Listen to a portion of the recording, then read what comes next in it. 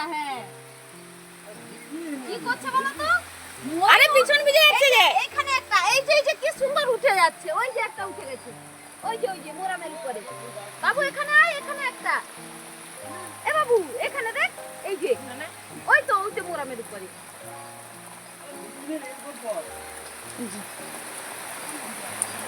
সব কি বলো তো এগুলো? ছোট ছোট লেখা মাছ এইগুলো সব হচ্ছে। হ্যাঁ, এই যে সব কি বলছে, জল দিয়ে উঠছে, ঝিরঝির করে জল যাচ্ছে তো, এই জন্য ময়ও পড়াশোনা ছেড়ে দিয়ে এসে মানে দৌড়ে এসে এইগুলোই তুলছে। ভিজে যাবি বাবা, খুব জোরে বৃষ্টি এসছে, পালিয়ে আয় বাবা, ভিজে যাবে, উঠে আয় বাবা, কোথায়? আর এই বেশি মানে জোরে বৃষ্টি হলেও কিন্তু উঠবে না, যখন আবার কম বৃষ্টি হবে তখনই উঠবে। অনেকগুলো উঠছিল কিন্তু ও ধরতে পারেনি। ও কি হয়েছে, এ এসছে বলে নেমে গেছে, আর জলটা এখন বেশি যাচ্ছে, তখন জল কম থাকবে। প্রচুর বৃষ্টি আজকে সকালবেলা থেকে, যা বৃষ্টি শুরু হয়েছে সে আর বলার না। আর কি বলো তো, মাছ কখন এইখানে কিন্তু উঠবে না, স্বচ্ছ জল হলে তবেই কিন্তু এটা এই যে ময়ূক এসে ধরেছে এগুলো। লেঠা লেঠা লেঠা শোল ভিটি দুটোই আসছে, এগুলো সব লেঠা। পুকুর তো ভর্তি হয়ে গেছে। আর কি বলো তো, অবস্থাটা তো বৃষ্টির মধ্যে কেমন ভাবে যাচ্ছে দেখো। এগুলা রথ সাজানো হয়েছিল, রথ সাজানো হয়েছিল যে, সেই রথ সাজানোর ফুল। ও তার যা প্যান্ডেল সেখানে পৌঁছে দিতে হবে। ক্যাবলাদার ছেলের বিয়ে ছিল না, তাদের বাড়ি থেকে প্যান্ডেল যাচ্ছে, সেইখানে পৌঁছে দিচ্ছে। শোল মাছ লেঠা প্রচুর প্রচুর। এই ও পাঁকের মধ্যে ছিল।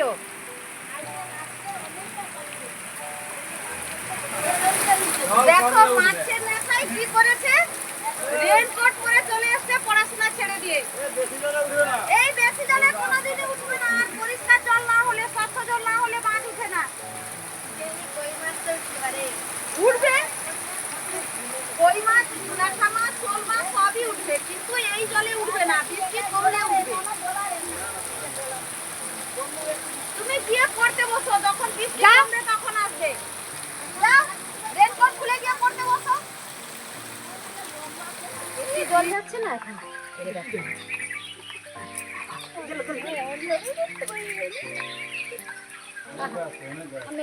অনেক এসছে।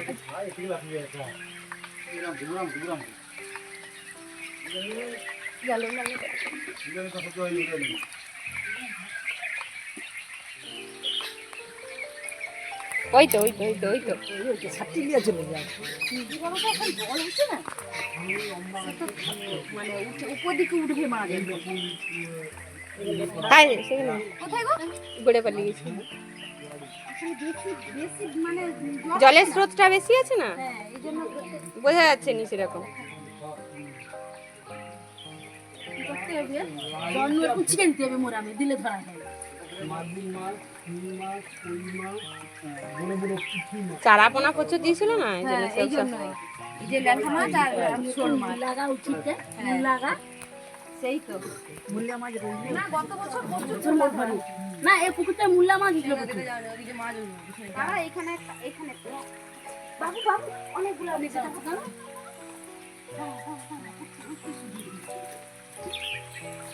একটু দূরের দিকে রাখো। একটা ধরেছি, দুটো ছিল, একটা বাবু ধরেছে দুটো। আমরা এখানে আমার হাতের কাছে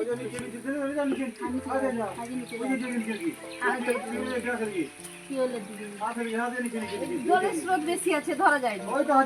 ওই তো উঠতেছে। আসুক উপরের দিকে আসুক, না হলে জলে আবার পালিয়ে যাবে। কথা বললে তো আসবে। বাপি ডাকছে। বাবু পড়বি যা, আমি ধরে দেবো বাবা, ফোনে যা বাবা, পড়বি যা, পড়াগুলো রেডি কর, কয়েকদিন পর পরীক্ষা বাবা, আবার আঁকার পরীক্ষা আছে, ছবি আঁকবো আছে। বাবু কথাটা শুনে বাবা, অনেক ওইখানে উঠে পালিয়ে গেছে। ও আবার একটা দেখেছি, এই যে উঠছে উঠছে উঠছে, দাঁড়া উঠতে দাও, উপরের দিকে উঠতে দাও, উপরের দিকে উঠতে দাও। দাঁড়াও, এই যে দেখো কি সুন্দর ভাবে উঠছে, দেখতেও কি সুন্দর লাগছে। দেখো কিভাবে মাছগুলো উঠে উঠে যাচ্ছে জলের মধ্যে, অনেক আসছে, যে পুরো নালা পালিয়ে যাবে, যাও দিদি, ধরো পালিয়ে যাবে, উপরে উঠে চলে যাবে।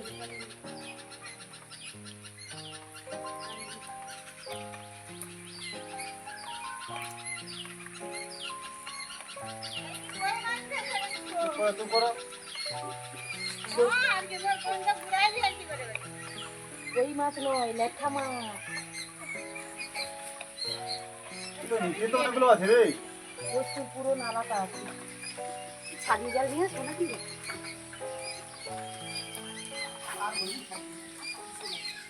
তুমি চলে আসো, খাওয়া চলে আসো। এই জন্য চুপচাপ গাড়ি থাকতে আমি না বলছিলাম না, বলে বৌদি যাও না, না এত নিচে ধরা যাবে না।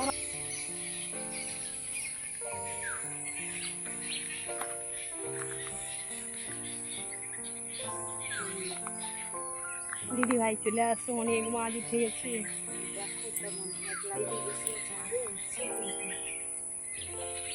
কথা বলেই কিন্তু ওরা পালাবে। কি সুন্দর লাগছে। জাল নিয়ে আসো, পিছনে জাল ফেলে দাও আর সামনে ধরতে থাকো।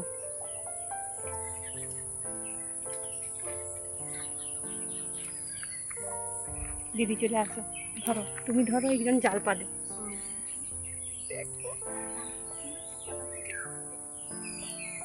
অত দূরকে যাওনি, সামনে কে আসো না।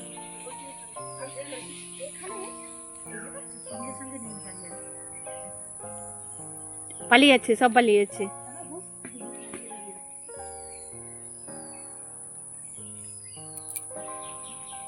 অনেকগুলা উঠছে, দেখো ছুটে ছুটে পালিয়ে যাচ্ছে, ছুটে পালিয়ে যাচ্ছে।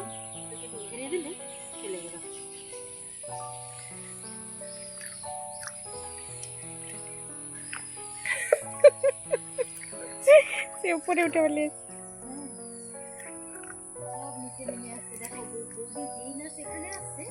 হ্যাঁ, তোমার জালে পালিয়ে যাচ্ছে। ওরা জানে, ওরা মানে জলটা যদি একটু ঘোলা হয়ে যায় না, ওরা ঘোলা জলে একদম সত্যি সত্যি তো তোমার জালে চলে যাচ্ছে অনেক। হ্যাঁ, দেখো সব এসে আমার জালে জমা হচ্ছে।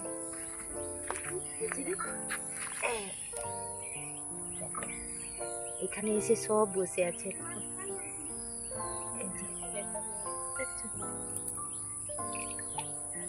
দেখছো বৌমনি? হ্যাঁ, জালের উপরে তুলে দে। এ থাকবে না গো, বেরিয়ে যাবে। এরা ভীষণ ছটফটে তো, বর্ষার মাছ মানে তুমি জানবে ভীষণ হাতে ঢুকে গেছে। স্লিপারিও হয়, আর চারা পোনাগুলো একটু বড় হচ্ছে সব।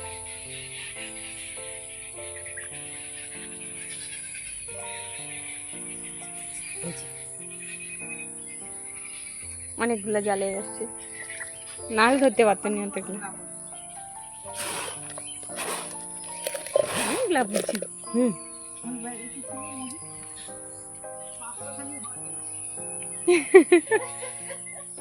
ভালো লাগছে কিন্তু ধরতে, ছোট মাছই হোক আর বড় হোক, কিন্তু ভালো লাগছে ধরতে, বলো। আর এই যে উঠে আসাটা মানে ছিটছিটে জলের মধ্যে এত সুন্দর লাগে দেখতে।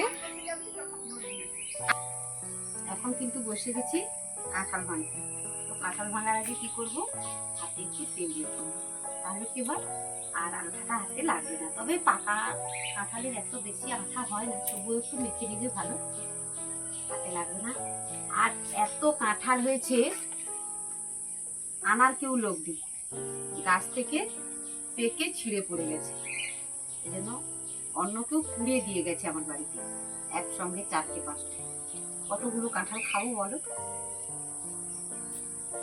আর ওই গাছটাতে যা কাঁঠাল হয়েছিল এবছর, কিন্তু এচড়েও খুব কম খেয়েছি, নিয়ে আসার লোক নেই তো, দূরে একটু গাছটা তো, ওই জন্যই একদম পেকে গেছে। আসলে কাঁঠাল গাছ থেকে পেকে পড়ে গেছে। আমরা কি করি, কাঁঠালকে পেড়ে আনি গাছ থেকে, পাকানোর জন্য, কিন্তু উল্টোটা হয়েছে। সবাই বলছে গাছ থেকে রাত্রির বেলা পড়ছে দুবদাব করে, সকালে উঠে দেখছি নেই, কাঁঠাল নেই, কেউ কুড়িয়ে নিয়ে গেছে। বাড়িতে যখন নিয়ে আসার লোক নেই আর এত খাওয়ারও তো লোক নেই, খাবে কি? প্রচুর পেকে গেছে।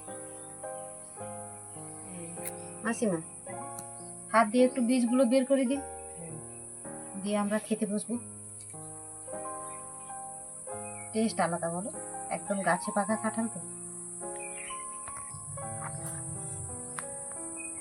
এটা কিন্তু কি বলতো বন্ধুরা, এটা হচ্ছে খাজা কাঁঠাল। খাজা মানে এই যে এত পেকে গেছে তবুও দেখো মানে কাঁঠালের কোষগুলো একদম শক্ত শক্ত। এই কাঁঠালটাই কিন্তু খেতে ভালো লাগে। এটা আমরা এঁচড়ে রান্না করে খাই, এর আলাদা টেস্ট। অনেক গাছ আছে তো, তবে এই কাঁঠালটা যখন আমরা রান্না করি দারুণ টেস্টি হয় খেতে। এতগুলো কোষ পড়েছে, কাঁঠাল কোষ। আর আমি তো ভীষণ কাঁঠাল খেতে ভালোবাসি, এনে দেওয়ার লোক নেই তাই খেতে পাচ্ছি না। আর কাঁঠালটা সত্যি সত্যি খুব টেস্টিও খেতে। আর গাছে পেকে গেছে, তাই কি হয়েছে সব কাঁঠালের মধ্যে কিন্তু অঙ্কুর হয়ে গেছে বীজগুলো। আর বীজটাকে জমিয়ে রাখছি, বীজটা দিয়ে আমি কি করি, কাঁঠাল বীজের বড়া তো তৈরি করি, আর তার সঙ্গে কাঁঠাল বীজ আর পুঁই ডাঁটা, আলু বেগুন দিয়ে একটা সুন্দর সবজি বানানো হয় না, এটা খুব ভালো লাগে, আমার ভীষণ প্রিয়। এটা মিষ্টি আর পরপর করছে নাকি। এই যে দেখো, এই যে বীজটা, এর সঙ্গে কিন্তু একটা লাল মতো একটা আস্তরণ থাকে, ওইটাই কিন্তু তুলে দিতে হয়। ওইটা কিন্তু খেলে শরীরটা খারাপ করে। আসলে খারাপ বলতে কি, একে খেয়ে সহ্য করাটা সব থেকে বড় কথা। আমি সারাদিন কাঁঠাল খেতে থাকি, এত ভালো লাগে আমার কাঁঠাল খেতে, দারুণ মিষ্টি। এই যে এইটা দেখেছো বৌনি, এই আস্তরণটা তুলতে হয়।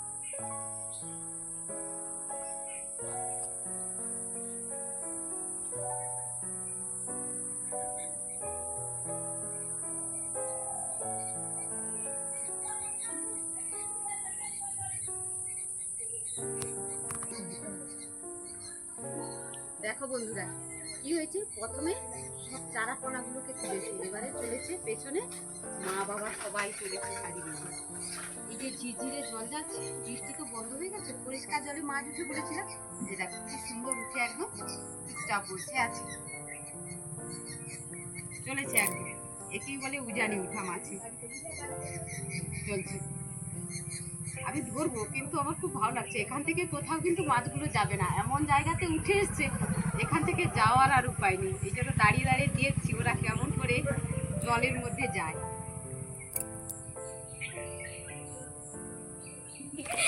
কি করেছো গো? ছাতার মধ্যে মাছ ধরে ফেলেছে।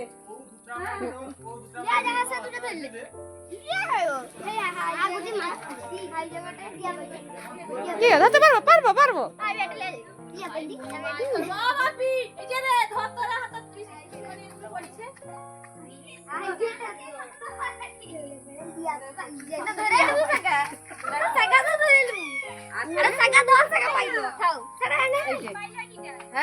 কোথাও যাবে না, এ এমন জায়গায় আছে কোথাও। চাঁদনি ধরে নে ছাতার মধ্যে বাবা, এই যে দেখো কেমন ছাতার মধ্যে মাছ ধরছে চাঁদনি। হ্যাঁ, ছাতার পিছন দিয়ে পালিয়ে যাচ্ছে না, এই তো উঠে গেছে।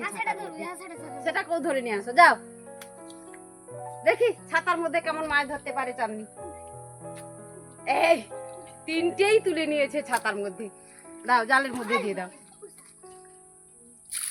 ওই যে সিকের মধ্যে ঢুকে গেছে। চাঁদনি তাহলে খেতে আসবো নাকি?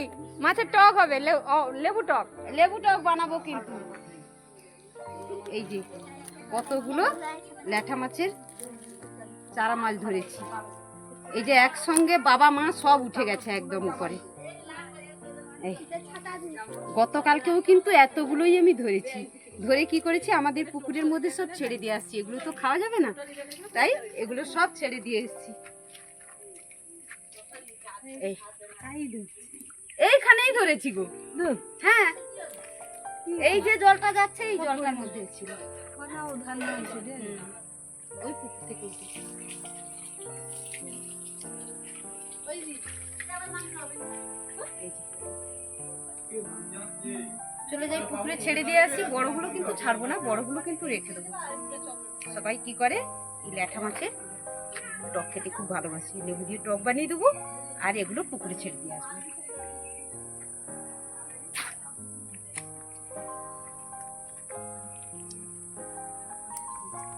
এখন কি করেছি বলতো, এখন যাচ্ছি এই মাছগুলো কিন্তু পুকুরে ছেড়ে দেবো। কতগুলো চারা পোনা দেখো, এগুলো বড় হলে কত মাছ হবে বলো তো, অনেক মাছ হবে। তাই এগুলো ছাড়তে যাচ্ছি। আর খুব লাফাচ্ছে তো, এই জন্য কি করছি আমি জল দিইনি, তাহলে সব লাফিয়ে লাফিয়ে পড়ে যাবে। এই জন্য এমনি শুকনো নিয়ে যাচ্ছি, এক্ষুনি ছেড়ে দেবো, একদম আবার ঠিক হয়ে যাবে। কাছেই তো। তো সবাই এতক্ষণ সঙ্গে থাকার জন্য সবাইকে অনেক অনেক ধন্যবাদ, অনেক ভালোবাসা। সবাই ভালো থেকো, সুস্থ থেকো, নিজেদের খেয়াল রেখো। ঈশ্বর সবার মঙ্গল করুন। দেখা হবে পরের ব্লগে। টাটা। আমি যাচ্ছি মাছ ছাড়তে।